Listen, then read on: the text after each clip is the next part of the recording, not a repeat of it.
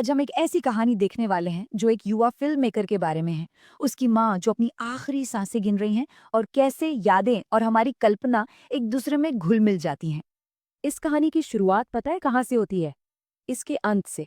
एक student film का premiere चल रहा है और उसका जो क्लाइमैक्स है वो इतना अजीब और चौंकाने वाला है कि कोई सोच भी नहीं सकता। ये युता ईतो की अपनी माँ पर बनाई डॉक्यूमेंट्री है। और सोचिए, उसने अपनी फिल्म को खत्म करने के लिए यही सीन चुना।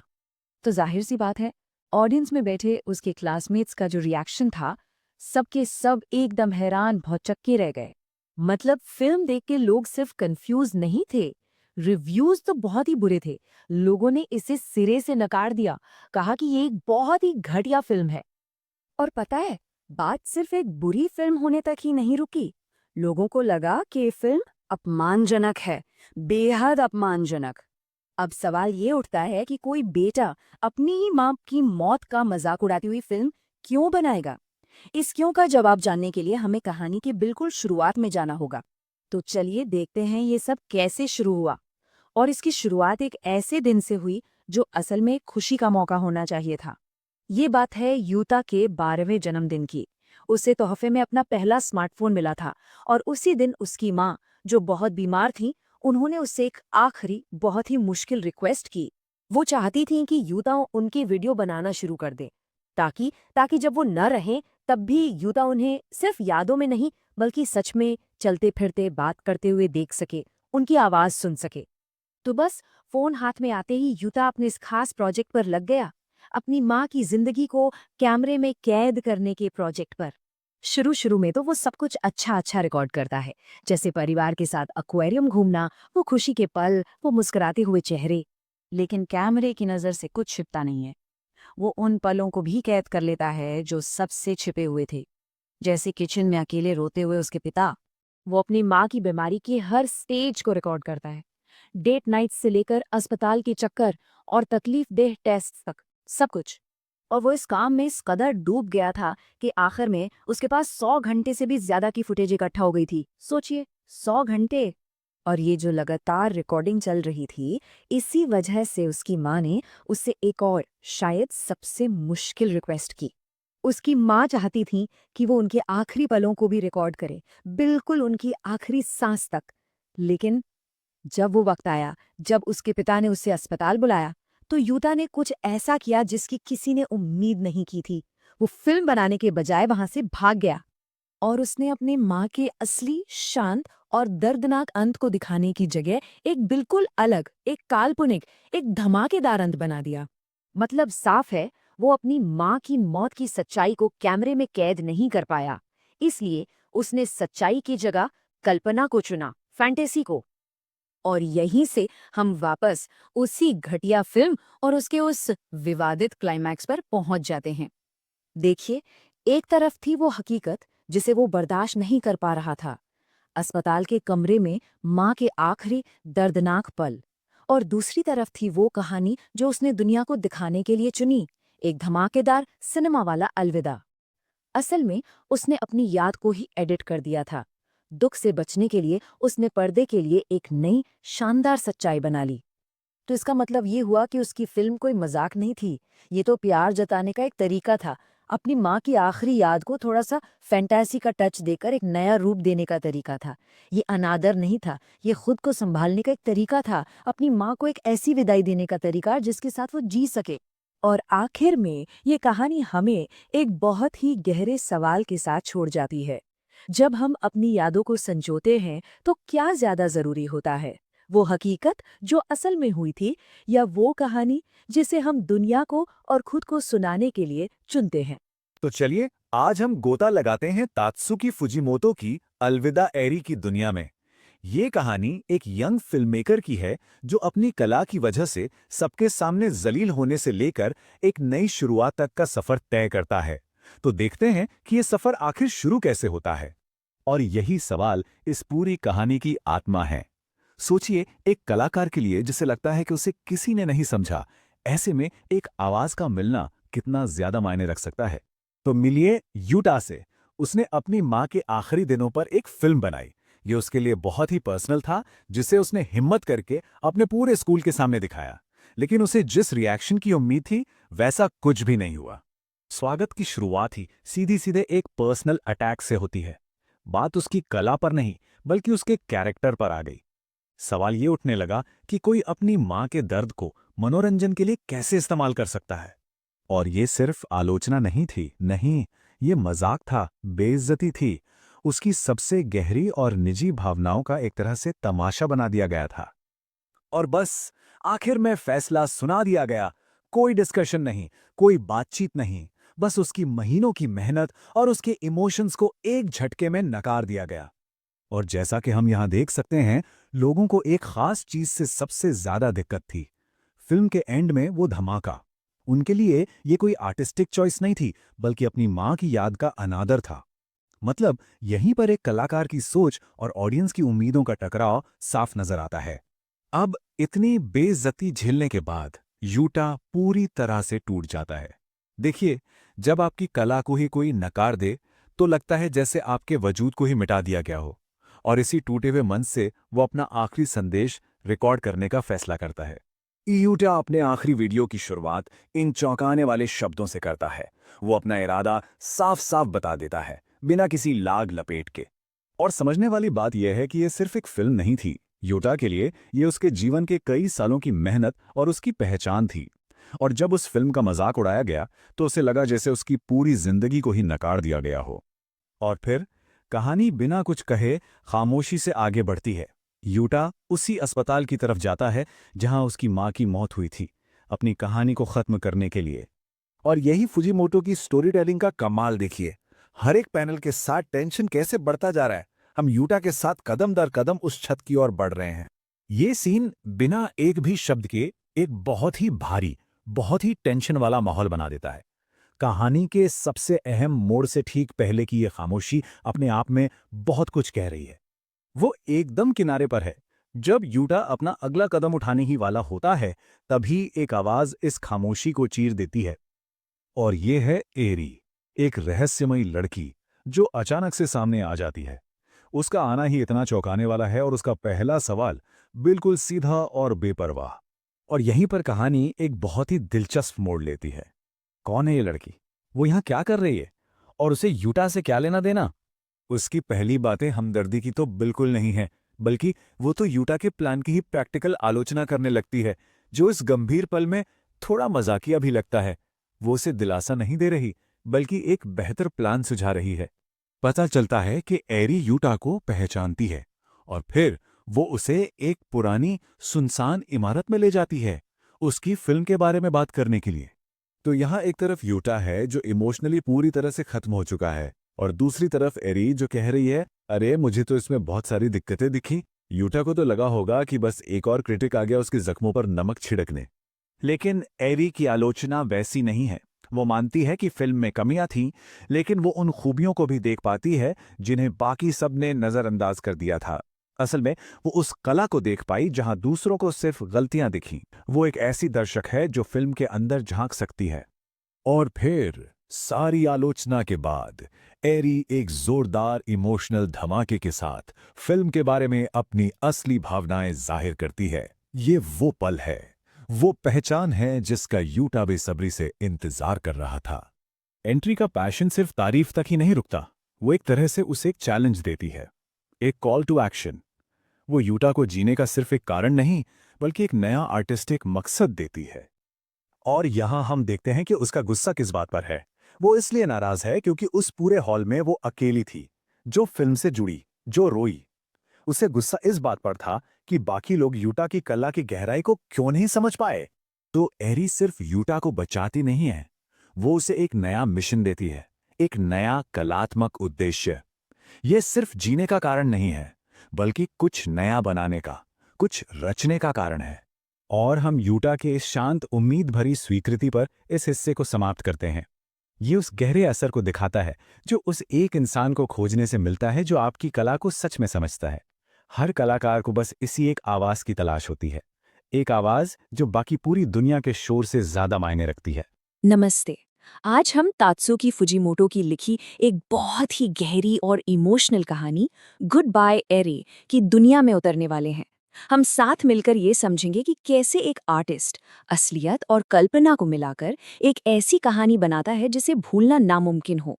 तो ये सिर्फ एक मंगा का विश्लेषण नहीं है, बल्कि ये कहानी कहने की कला को समझने की एक कोशिश है। तो कहानी की शुरुआत होती है इस एक तस्वीर से। देखने में तो ये एक अंत लगता है ना?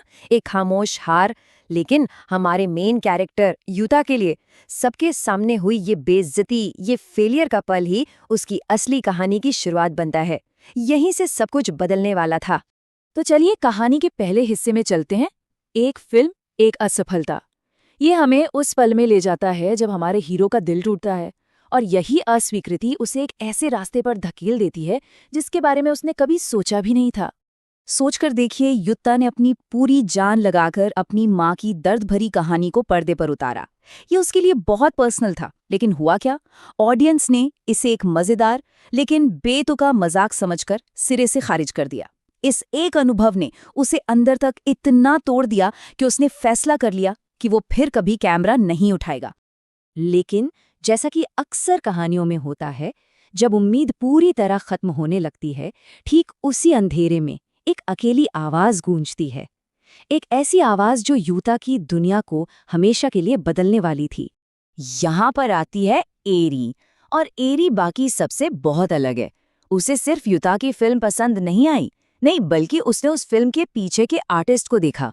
उसने युता की कच्ची, अनफिल्टर्ड आवाज को पहचाना, उस दर्द और सच्चाई को महसूस किया जिससे कोई और समझ ही नहीं पाया था। और देखिए, एरी सिर्फ तारीफ नहीं करती, वो युता को एक चैलेंज देती है। वो उसे कुछ नया बनाने के लिए उकसाती है, और सबसे जरूरी बात, कुछ ऐसा बनाने के लिए जो पूरी तरह से उसका अपना हो। वो साफ साफ कहती है, मुझे तुम्हारी कहानी देखनी है, किसी और की नकल नहीं। और बस इसी एक पल में एरी के शब्दों का असर साफ दिखाई देता है।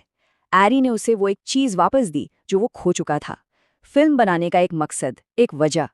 उसके चेहरे पर जो भाव है वो उस जुनून की आग है जो फिर से जल उठी है, और शायद पहले से भी ज्यादा मजबूती के साथ।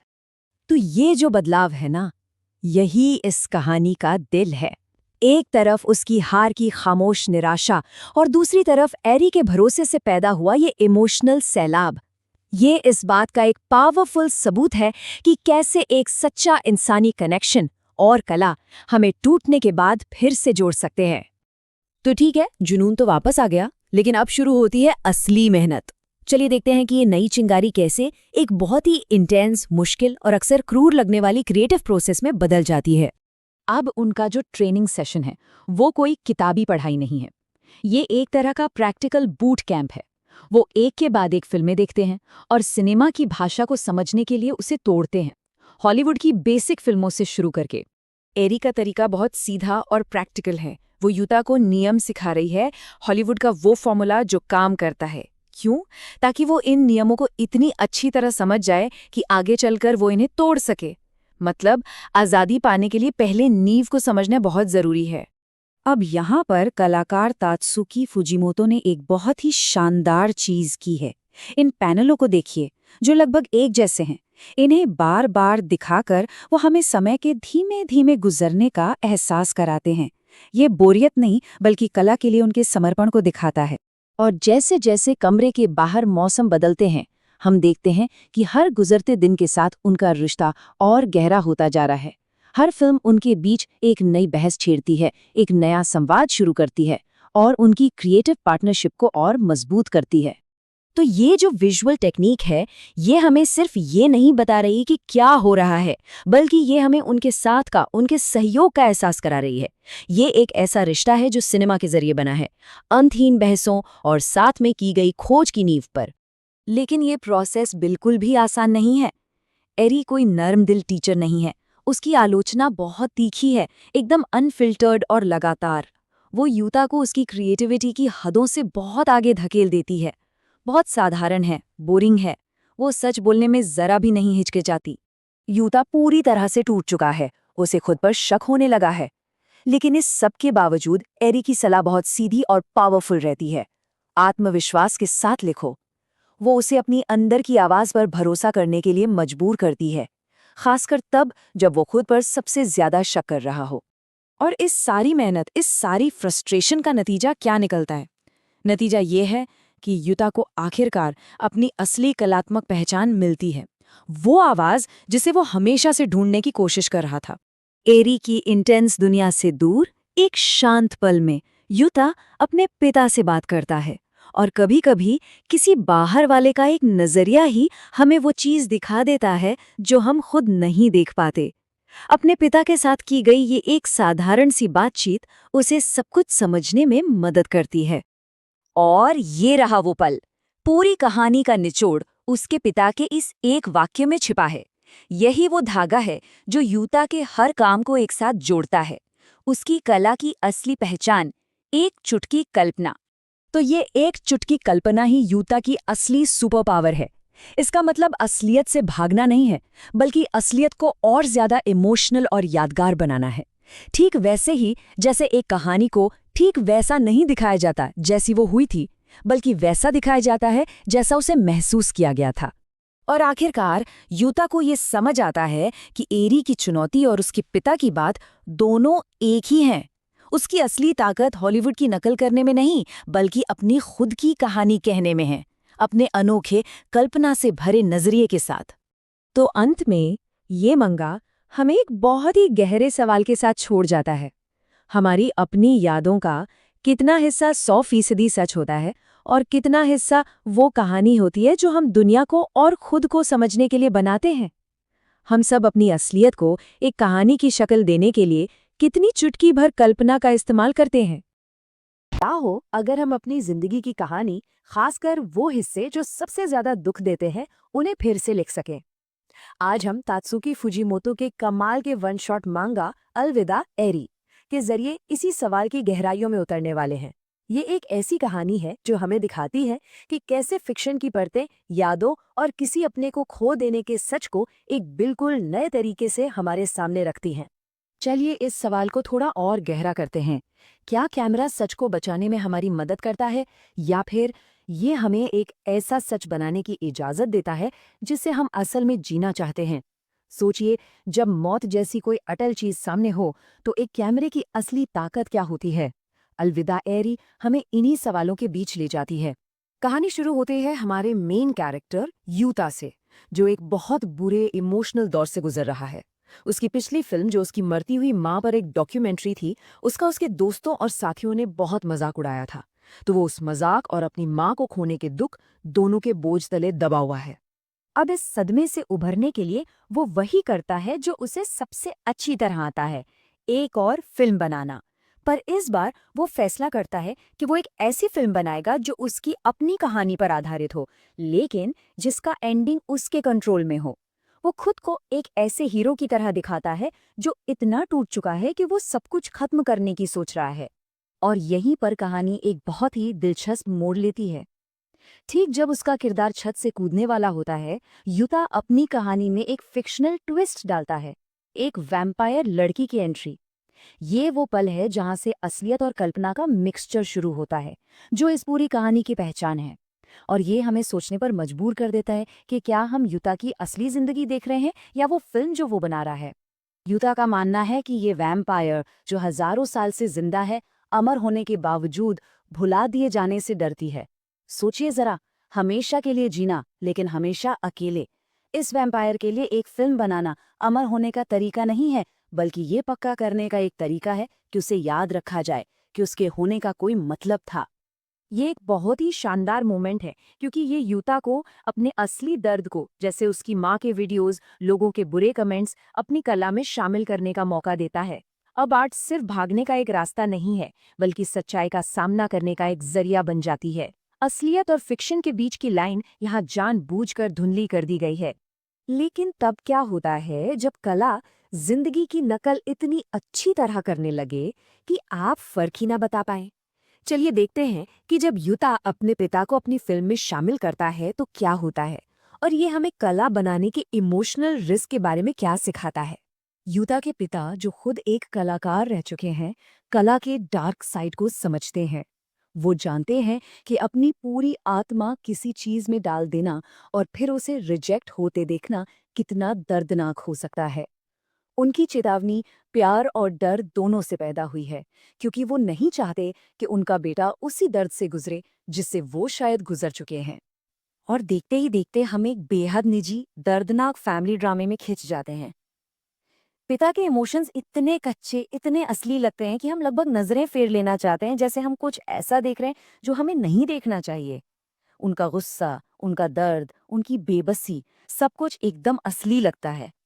और फिर सिर्फ 2 शब्दों के साथ, एंड कट, हमारी सच्चाई की पूरी समझ बिखर जाती है।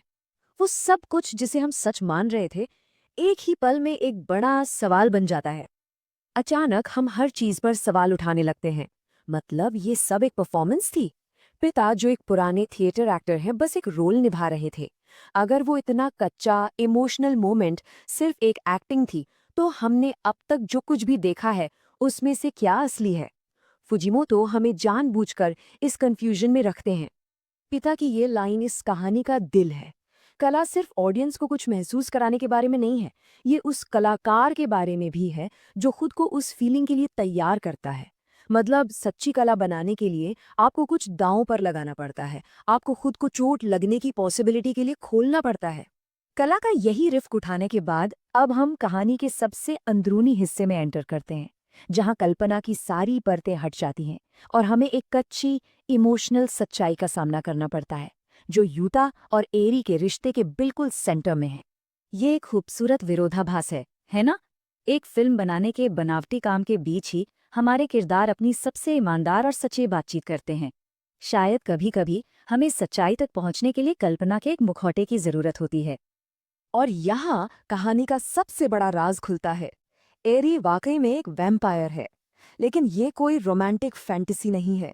उसकी अमरता एक श्राप है, एक कभी न खत्म होने वाला अकेलापन, क्योंकि वो उन सभी को देखती है जिनसे वो प्यार करती है। वे बूढ़े होते हैं और मर जाते हैं, जबकि वो हमेशा वैसी ही रहती है। एरी एक ऐसी बात कहती है जो सुनने में बिल्कुल उल्टी लगती है। एक अमर प्राणी जो मौत के दर्द से आजाद है, उसे एक नश्वर लड़के से जलन क्यों होगी जो मौत के साए में जी रहा है? ये एक चौंकाने वाला पल है जो हमें कहानी को एक नए नजरिए से देखने पर मजबूर करता है।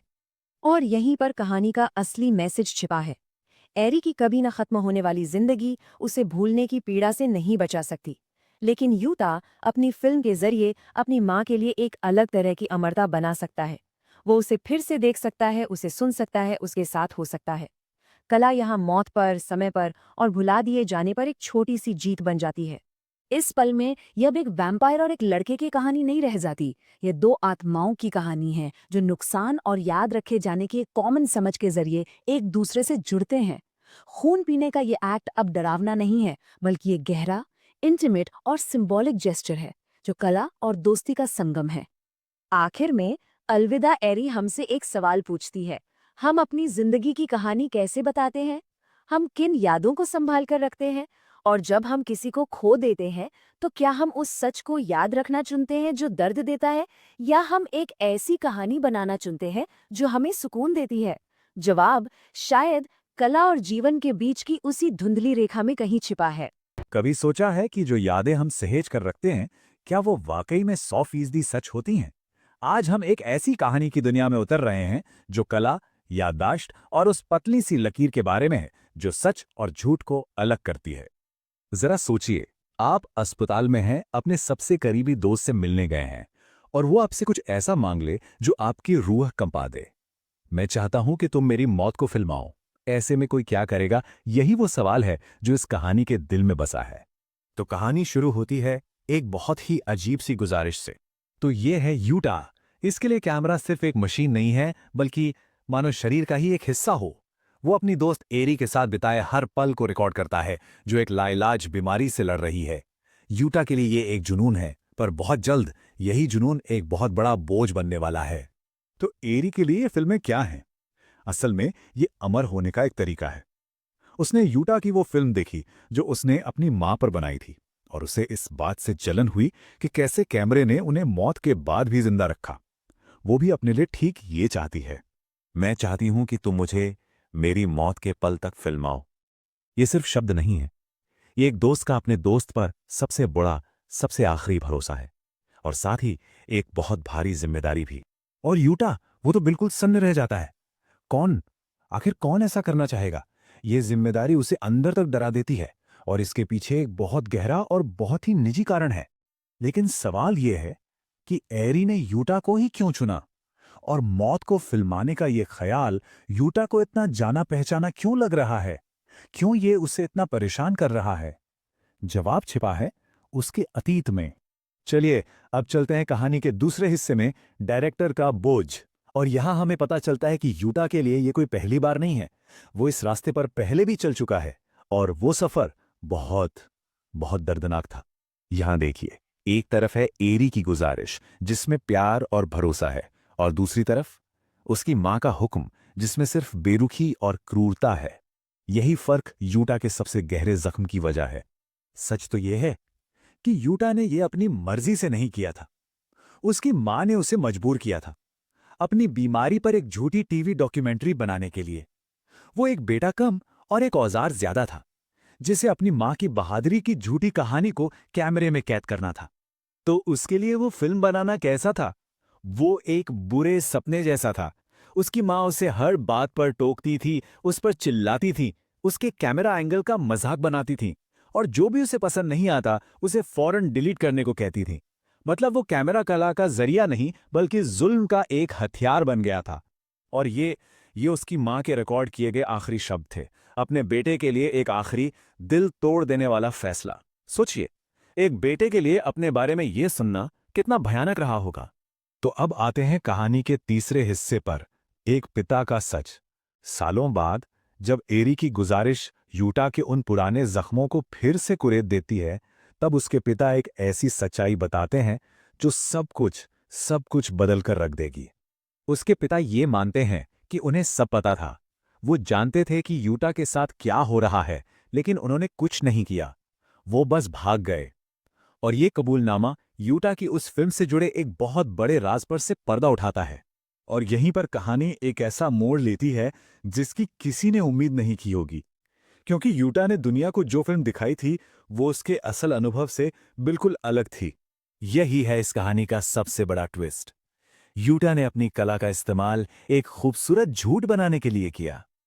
फिल्म में उसकी मां एक बहुत अच्छी मां थी, बिल्कुल वैसी मां जैसी वो असल जिंदगी में चाहता था। उसने अपनी कला से अपनी हकीकत को ही फिर से लिख दिया था। उसके पिता के लिए तो यह फिल्म एक बड़ा झटका थी। इसने उन्हें वो दर्दनाक सच भुलाकर एक ऐसी औरत को याद करने का मौका दिया जो शायद कभी थी ही नहीं। ये थी कला की ताकत, हकीकत को फिर से लिखने की ताकत। तो सबसे जरूरी बात क्या है? यूटा का कैमरा सिर्फ रिकॉर्ड नहीं कर रहा था, वो कुछ रच रहा था। वो यादों को एक नई शक्ल दे रहा था। मैं चाहता था कि उसके बारे में मेरी यादें खूबसूरत हों। ये लाइन बहुत कुछ कह जाती है ना? हम सब दर्द से ज्यादा खूबसूरती को याद रखना चाहते हैं। हम अपनी यादों को चुनते हैं, और ऐसा करते हुए हम अपनी सच्चाई खुद करते हैं। और यहीं उसके पिता उसे वो बात कहते हैं जो उसकी पूरी जिंदगी बदल देती है। यूटा, ये तुम्हारे हाथ में है कि तुम किसी को कैसे याद रखोगे। ये अतीत को बदलने की बात नहीं है, ये इस बात का चुनाव है कि हम किसे और कैसे याद रखना चाहते हैं। और अब हमें एरी की उस अजीब सी गुजारिश का असली मतलब समझ में आता है। वो बोझ नहीं था, वो तो एक तोहफा था। वो अपनी यादों की विरासत यूटा के हाथों में सौंप रही थी, ये जानते हुए कि वो उसे खूबसूरती से संजोएगा। और इसीलिए यूटा एक बार फिर अपना कैमरा उठाता है, पर इस बार वो मजबूर नहीं है। वो एक कलाकार है, एक कहानीकार है, जिसे अपने दोस्त की याद को हमेशा के लिए जिंदा रखने की जिम्मेदारी दी गई है। और ये कहानी हमें एक बहुत गहरे सवाल के साथ छोड़ जाती है। अगर कला हकीकत को एक नया रूप दे सकती है, तो फिर सच क्या है? जरा अपनी सबसे प्यारी यादों के बारे में सोचिए। क्या वो 100% सच हैं, या वो कहानियां हैं जो हम खुद को सुनाते हैं ताकि जिंदगी थोड़ी और खूबसूरत लगे? हम किसी को कैसे याद रखते हैं? क्या यादें सच होती हैं या वो कहानियां हैं जो हम खुद को सुनाते रहते हैं? आज हम एक ऐसी ही कहानी को देखेंगे जो फिल्म बनाने की ताकत के बारे में है। ये ताकत कि कैसे हम किसी की यादों को बनाते हैं, संजोते हैं और शायद पूरी तरह बदल भी देते हैं। तो सवाल ये उठता है कि किसी याद को हमेशा के लिए कैसे जिंदा रखा जा सकता है? ये सिर्फ एक सवाल नहीं है ना, ये हम सबकी एक एक बहुत गहरी इच्छा है। क्या हम वक्त को रोक सकते हैं? किसी पल को, किसी इंसान को हमेशा के लिए अपने पास रख सकते हैं?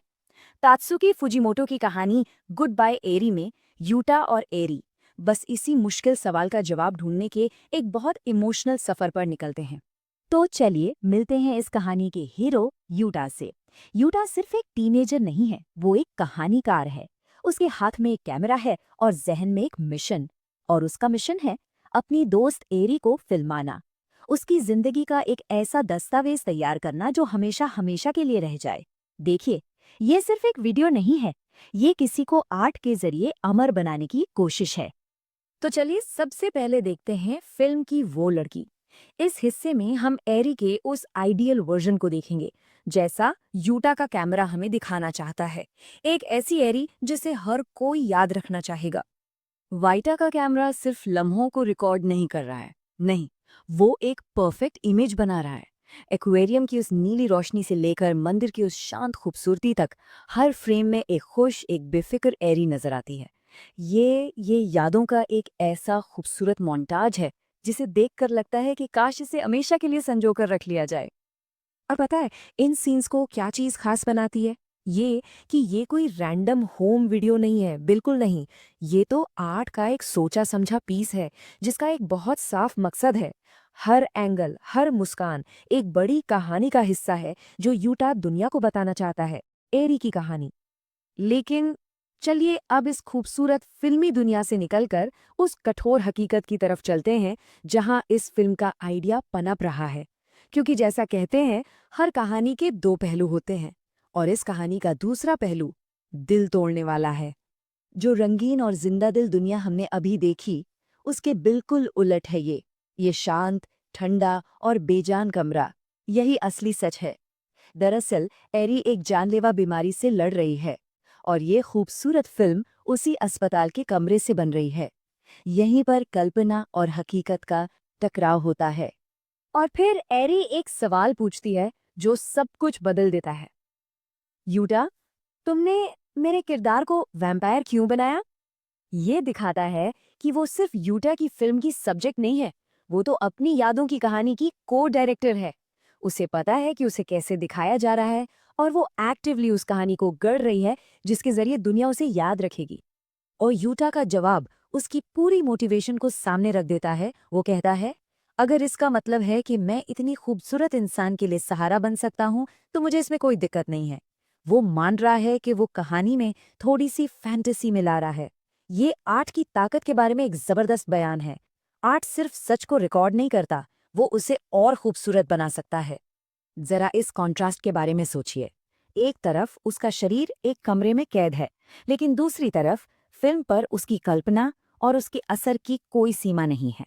वो अपनी इस कठोर हकीकत को आर्ट के जरिए बदल रही है, अपने दर्द को खूबसूरती में ढाल रही है।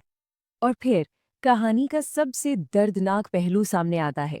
एरी कहती है, आह, काश मैं तुम्हारी फिल्म देख पाती। वो उस आखिरी चीज को कभी नहीं देख पाएगी जिसे बनाने में वो मदद कर रही है। ये जानते हुए भी कि वो नतीजा नहीं देख पाएगी, वो उसे बनाने में अपना सब कुछ लगा रही है। ये कला के लिए एक निस्वार्थ प्यार है, एक ऐसी विरासत बनाने की इच्छा जो उसके जाने के बाद भी जिंदा रहेगी।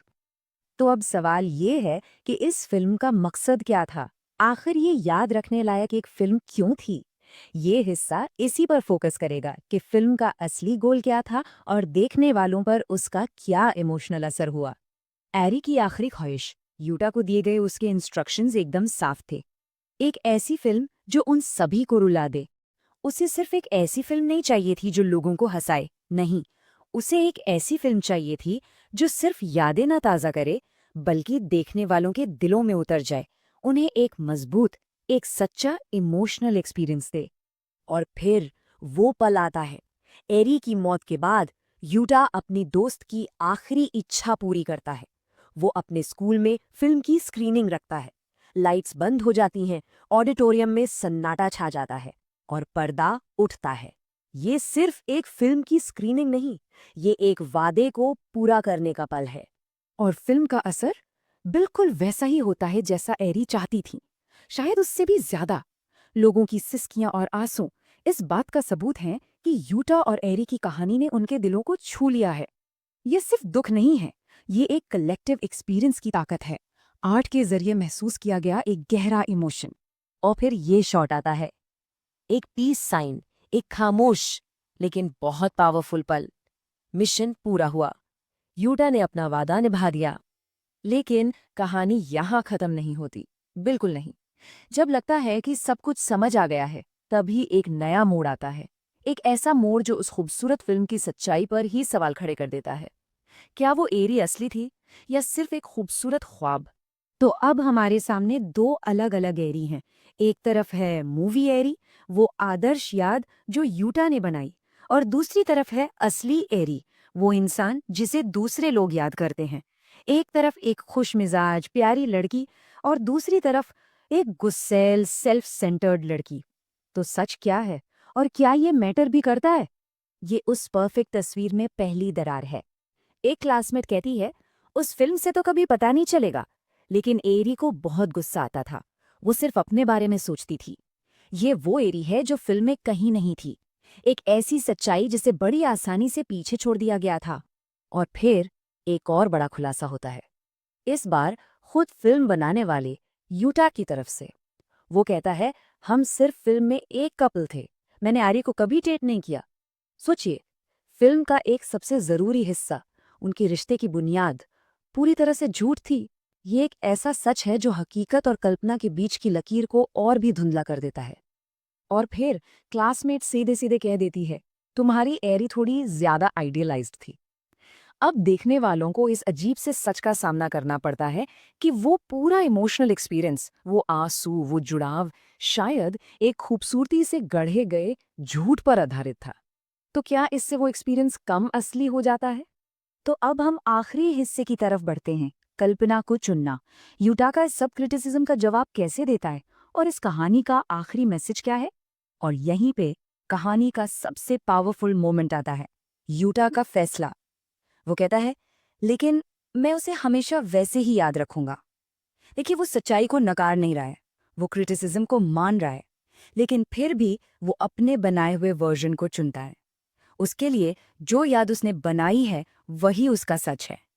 ये ऑब्जेक्टिव सच के ऊपर पर्सनल सच की एक बहुत बड़ी और इमोशनल जीत है। और हम इसी एक सवाल के साथ इस कहानी को खत्म करते हैं। क्या हमारे द्वारा बनाई गई याद उस याद से ज्यादा जरूरी है जिसे हमने सच में जिया है? क्या आर्ट को हकीकत को खूबसूरत बनाने का हक है? और क्या एक चुनी हुई गढ़ी हुई याद एक अधूरी सच्चाई से ज्यादा कीमती हो सकती है? आखिर में हम सब अपनी जिंदगी के कहानीकार ही तो हैं। हम भी तो अपनी यादों को चुनते हैं, कुछ को संवारते हैं, कुछ को भुला देते हैं। सवाल तो बस ये है कि हम कौन सी कहानी सुनाना चुनते हैं। तात्सुकी फुजिमोतो, ये नाम ही काफी है। एक ऐसा राइटर जो अपने किरदारों और हम रीडर्स के दिमाग के साथ खेलने के लिए जाना जाता है।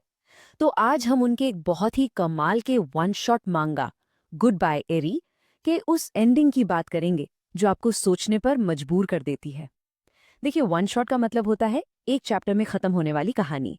पर फुजिमोतो की कहानियां वो तो असल में वहां से शुरू होती हैं जहां वो खत्म होती हैं। तो चलिए इस कहानी में थोड़ा और गहरा उतरते हैं।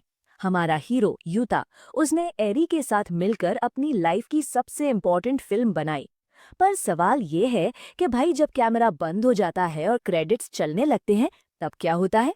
क्या यूता की असल जिंदगी उस फिल्म से कभी अलग थी भी, या फिर उसकी पूरी जिंदगी ही एक फिल्म थी जिसे वो खुद एडिट कर रहा था? कहानी हमें पहले तो ये यकीन दिलाती है कि यूता अपनी फिल्म और एरी की यादों से अब आगे बढ़ चुका है। उसने एक नॉर्मल जिंदगी जीने की कोशिश की, मतलब एक ऐसी जिंदगी जिसे वो कैमरे के लेंस के पीछे से नहीं बल्कि असल में अपनी आंखों से जीना चाहता था। और देखिए, बाहर से तो सब कुछ बिल्कुल परफेक्ट लगता है। यूता कॉलेज गया, उसने पार्ट टाइम जॉब्स की, फिर उसकी शादी हुई और एक बेटी भी हुई, मतलब एक पूरी की पूरी जिंदगी। लेकिन इस नॉर्मल जिंदगी के पर्दे के पीछे यूता आज भी, आप कह सकते हैं कि उसी एडिटिंग रूम में फंसा हुआ था। वो हर रात एरी की फिल्म को बार बार एडिट करता था। सोचिए, एक ऐसी फिल्म जिसे अब कोई देखने वाला नहीं था। शायद शायद यही उसकी जिंदगी का वो हिस्सा था जो उसे असलियत से ज्यादा सच्चा लगता था। और फिर एक दिन उसकी ये जो डबल लाइफ थी वो एक झटके में खत्म हो गई। एक ऐसी ट्रेजेडी हुई जिसने उसकी ये बनाई हुई नॉर्मल दुनिया को पूरी तरह से तोड़ कर रख दिया। उस दिन गाड़ी में वो था, उसकी वाइफ, उसकी बेटी और उसके पिता, मतलब उसकी पूरी की पूरी फैमिली एक साथ थी। और वो पल उसकी जिंदगी का आखिरी खुशनुमा पल होने वाला था। फुजीमोतो यहाँ पर कहानी कहने के लिए शब्दों का इस्तेमाल नहीं करते, बल्कि मांगा की आर्ट का इस्तेमाल करते हैं। ये जो पूरा का पूरा काला पन्ना है ना, ये सिर्फ एक खाली जगह नहीं है। ये वो शौक है, वो सन्नाटा है जो यूता की जिंदगी में हमेशा के लिए भर गया। एक ऐसा अंधेरा जिसने उसकी दुनिया की सारी रोशनी ही छीन ली। और ये खालीपन बना रहता है, जैसा यूता खुद कहता है। ऐसा लगा जैसे किसी ने अचानक टीवी बंद कर दिया हो। एक पल में सब कुछ था, जिंदगी थी, और अगले ही पल कुछ भी नहीं, बस खामोशी और अंधेरा। ये ट्रॉमा को दिखाने का एक बहुत ही पावरफुल तरीका है कि कैसे बस एक पल में सब कुछ खत्म हो सकता है। जब यूता को होश आया तो वो अकेला था। उसकी पूरी फैमिली में से कोई नहीं बचा था। लेकिन उसका दिमाग इस सच को मानने के लिए तैयार ही नहीं था। उसे ऐसा लगा जैसे वो ये सब कुछ दूर से देख रहा है, जैसे ये उसकी अपनी जिंदगी नहीं, बल्कि किसी फिल्म का एक बहुत ही दुखद सीन हो।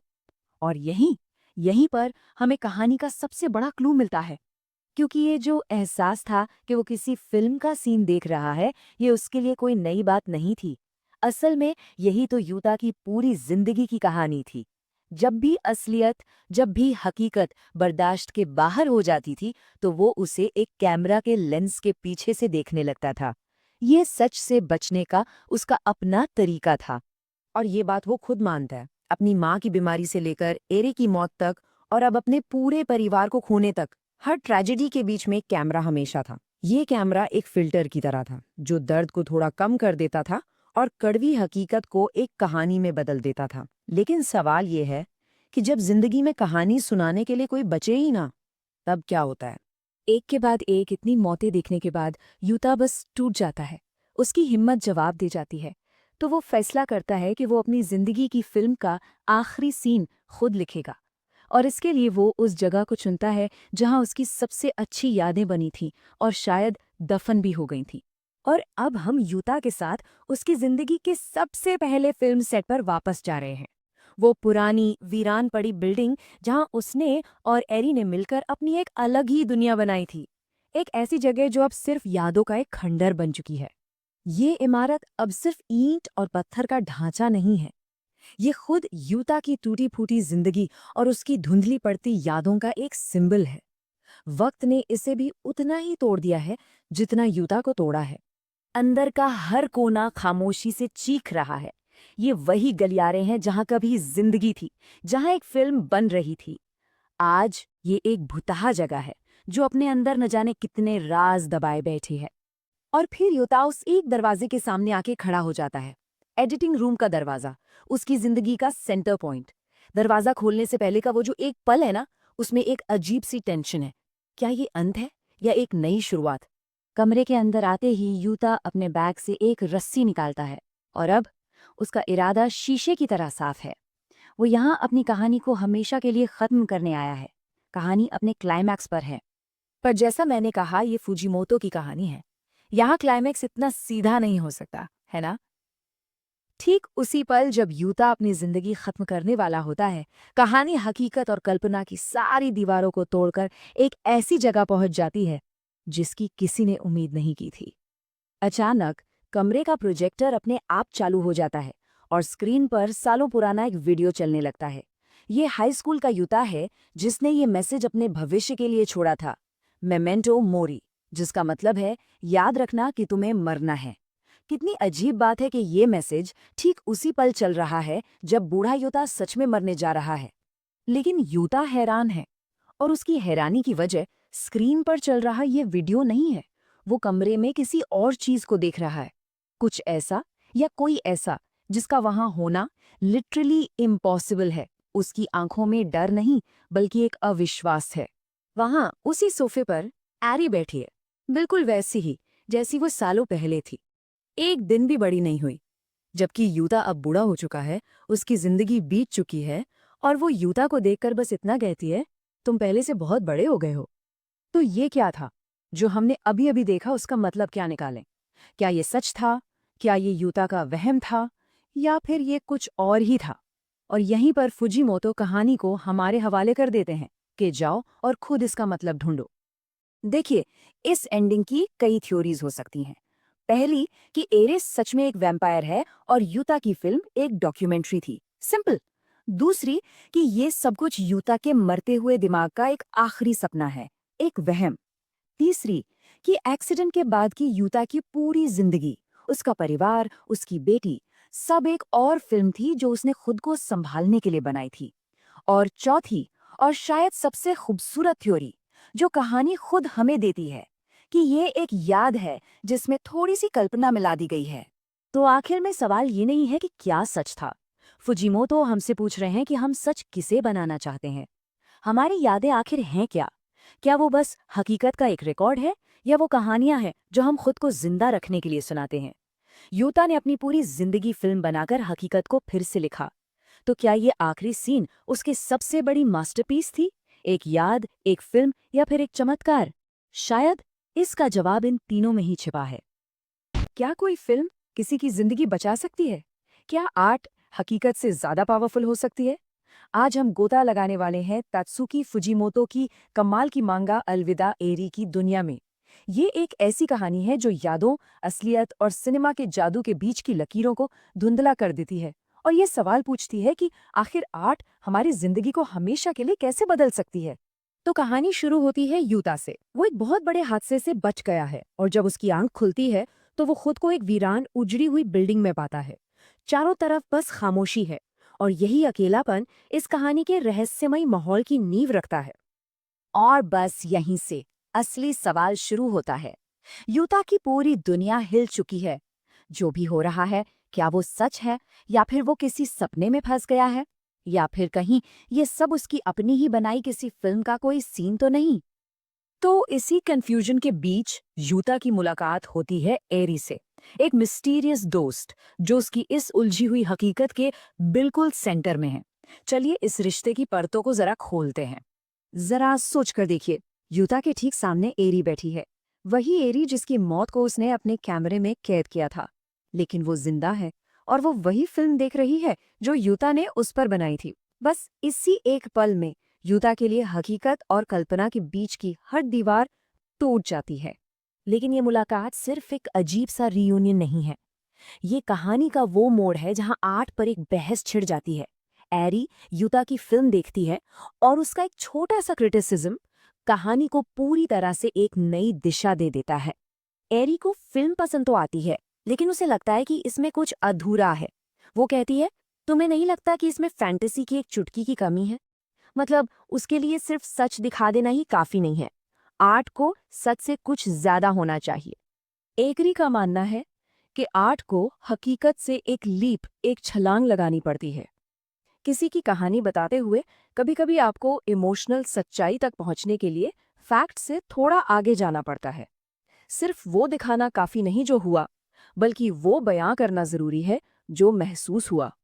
और फैंटेसी की यही बात कहानी को एक ऐसे मोड़ पर ले आती है जिसकी किसी ने कल्पना भी नहीं की होगी, एक ऐसा सच जो कल्पना से भी ज्यादा अजीब है। यूता अपनी कला को डिफेंड करता है। वो कहता है, इसमें फैंटेसी है, मैंने तुम्हें एक वैम्पायर बनाया है। उसके लिए ये एरी की इच्छा का सम्मान करने और कहानी को एक यादगार मोड़ देने का तरीका था। उसने सोचा था कि यही वो चुटकी भर फैंटेसी है जिसकी बात एरी कर रही थी। लेकिन एरी का जवाब बहुत ही सिंपल है और उतना ही चौंकाने वाला। वो शांति से कहती है, वह फैंटेसी नहीं है। सिर्फ 3 शब्द और पूरी कहानी का मतलब ही बदल जाता है। और फिर उस पल की खामोशी को तोड़ते हुए एरी वो राज खोलती है, वो सच में एक वैम्पायर है। यूता की जो फैंटेसी की चुटकी थी, वो असल में कहानी की सबसे बड़ी हकीकत थी। ये खुलासा सिर्फ एक प्लॉट ट्विस्ट नहीं है, ये हमें एरी के वजूद की दर्दनाक सच्चाई की ओर ले जाता है कि कैसे हमेशा जिंदा रहना एक वरदान नहीं बल्कि एक अभिशाप बन जाता है। चलिए इसे समझते हैं। यहाँ वैम्पायर होने का मतलब हॉरर फिल्मों जैसा बिल्कुल नहीं है। फुजीमोतो इसे एक बहुत ही अलग, दुखद मोड़ देते हैं। एरी का शरीर तो अमर है, लेकिन उसका दिमाग एक हार्ड ड्राइव की तरह है जिसकी स्टोरेज लिमिटेड है। वो हमेशा जी तो सकती है, पर हमेशा याद नहीं रख सकती। तो एरी की अमरता एक कभी न खत्म होने वाले साइकिल की तरह है। हर 200 साल में उसकी मेमोरी फुल हो जाती है और वो अपनी सारी यादें, अपनी पहचान, सब कुछ खो देती है। वो फिजिकली मरती है और फिर से जिंदा होती है, एक कोरी स्लेट की तरह। ये बार बार खुद को खोने का एक न खत्म होने वाला सिलसिला है। और युबिता इस दर्द को समझता है। वो पूछता है, तुम जिनसे भी प्यार करती हो वे सब तुमसे पहले मर जाएंगे, क्या ये तुम्हें निराशा में नहीं डुबो देगा? ये सवाल एरी की जिंदगी की सबसे बड़ी ट्रेजेडी को सामने लाता है, हमेशा जिंदा रहने का अकेलापन। लेकिन अगर यादें ही एक अभिशाप हैं, तो क्या कोई ऐसी चीज है जो उन्हें बचा सकती है? और यहीं पर यूता की फिल्म एक मामूली आर्ट से कहीं ज्यादा बन जाती है। वो बन जाती है एक मेमोरी मशीन, एक जिंदगी बचाने का जरिया। देखिए, पहले जब भी एरी की लाइफ रीसेट होती थी, तो उसे अपने पिछले जन्म से सिर्फ एक खत मिलता था, कुछ इंस्ट्रक्शंस, कुछ वार्निंग्स। लेकिन यूथा की फिल्म वो कुछ और ही है। वो सिर्फ शब्द नहीं है, बल्कि एहसास हैं, चेहरे हैं, जिंदगी के पल हैं जो एक ज्यादा गहरा और पावरफुल कनेक्शन बनाते हैं। ये फिल्म एक टाइम मशीन की तरह, एक पुल की तरह काम करती है। इसके जरिए नई एरी उस इंसान से मिल सकती है जो वो कभी हुआ करती थी। वो अपनी हंसी देख सकती है, अपने आंसू महसूस कर सकती है और उस प्यार को याद कर सकती है जिसे उसका दिमाग भूल चुका है। तो आखिर में ये फिल्म सिर्फ यादों को बचाने का एक जरिया नहीं है, ये जिंदगी को लंबा करने का एक तरीका है। ये एरी को अपनी पहचान और अपने प्यार को भूलने से बचाती है। आर्ट उसके जीवन को सिर्फ फिजिकली नहीं, बल्कि इमोशनली और रूहानी तौर पर भी अमर बना देती है। और अब हम आते हैं कहानी के अंत पर, एक ऐसा अलविदा जो हकीकत और कल्पना के बीच एक आखिरी धमाकेदार सवाल खड़ा कर देता है। यूता एरी को अलविदा कहकर मुड़ता है और चला जाता है। और जैसे ही वो जाता है, उसके पीछे पूरी बिल्डिंग एक जोरदार धमाके में तबाह हो जाती है। ये हकीकत नहीं है, ये यूता की आर्ट है, उसकी फैंटेसी की चुटकी, जो उनकी कहानी को एक सादे से अंत के बजाय एक यादगार सिनेमैटिक क्लाइमैक्स देती है। तो यहाँ हम कहानी की दो परतें देखते हैं, हकीकत, एक खामोश अलविदा, और कल्पना, एक धमाकेदार अंत। ये इस बात पर जोर देता है कि हम अपनी यादों और कहानियों को कैसे शेप देते हैं। यूता ने एक शांत लम्हे को एक अमर सिनेमैटिक पल में बदल दिया। और हम इस कहानी को इसी सवाल के साथ छोड़ जाते हैं, अगर कोई कहानी किसी की जान बचाती है, तो क्या इस बात से फर्क पड़ता है कि वो सच है? यूरिदा की फिल्म, उसकी कला, एरी को निराशा के उस कभी न खत्म होने वाले साइकिल से बचाती है। शायद कला की सबसे बड़ी ताकत उसकी सच्चाई में नहीं, बल्कि जीवन देने की उसकी क्षमता में है।